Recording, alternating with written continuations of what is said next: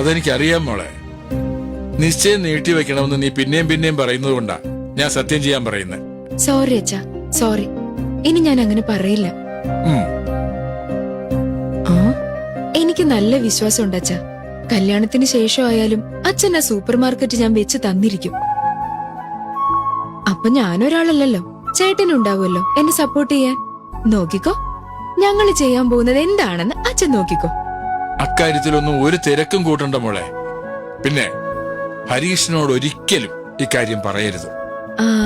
അത് അച്ഛന്റെ അഭിപ്രായം. അതിനെക്കുറിച്ച് ഞാൻ പിന്നീട് ആലോചിച്ചോളാം. ഞാനൊരു കാര്യം ആലോചിച്ചു വെച്ചിട്ടുണ്ട് മോളെ. അതെന്താ അച്ഛാ? സൂപ്പർ മാർക്കറ്റ് വയ്ക്കാൻ ആ സ്ഥലം തരില്ലെന്നാണല്ലോ പത്മിനി പറഞ്ഞത്. നിന്റെ കല്യാണ ആവശ്യത്തിന് ഏതായാലും തരാതിരിക്കാൻ പറ്റില്ലല്ലോ. എന്തൊക്കെയായാലും അവളുടെ സ്വന്തം ചേച്ചിയുടെ മകളല്ലേ നീ. ഞാൻ പത്മാവതിക്ക് കൊടുത്ത വാക്ക് അവള് തെറ്റിക്കില്ലെന്നാണ് എന്റെ വിശ്വാസം.